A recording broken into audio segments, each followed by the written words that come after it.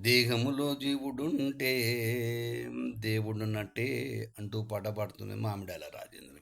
దేహములో జీవుడుంటే దేవుడున్నట్టే, దేహములో జీవుడు లేకుంటే దేవుని వద్దకు పోయినట్టే.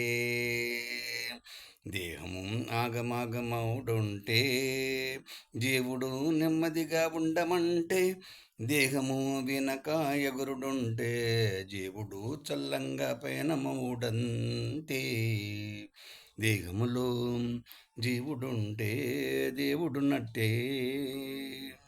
దేహము ఆడే ఆటలుంటే జీవుడు ప్రోత్సాహం ఇవ్వకుంటే, దేహము చతికిలబడిపోతుంటే జీవుడు సమయస్ఫూర్తితో దేహ ఆటను ఆపునంతే. దేహములో జీవుడుంటే దేవుడున్నట్టే.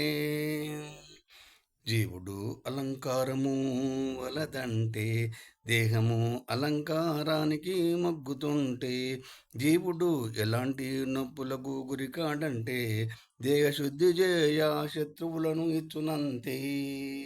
దేహములో జీవుడుంటే దేవుడున్నట్టే.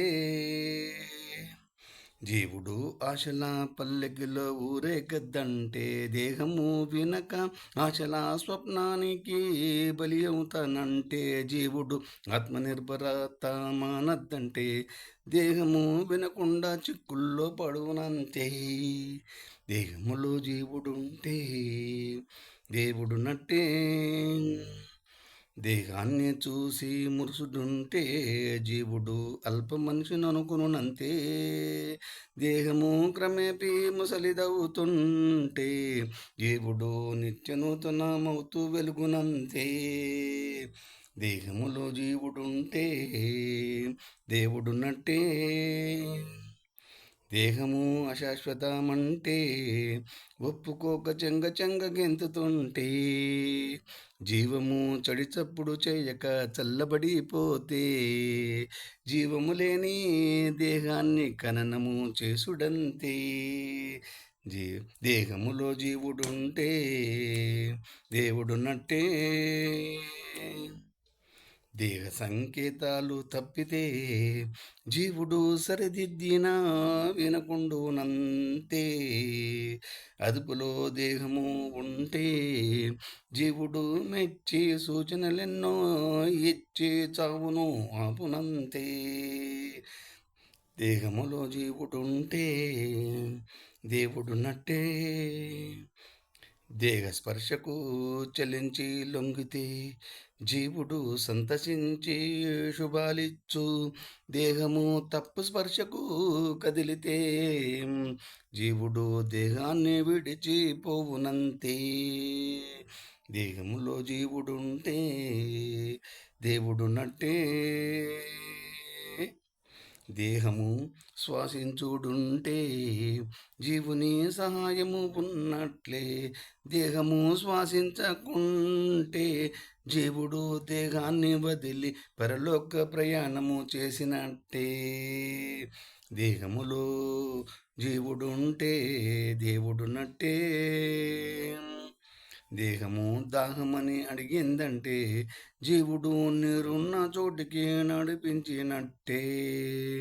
జీవుడి మాట దేహము వినక ఆలస్యమైతే దేహము దేవునికి అంకితమౌనంతే.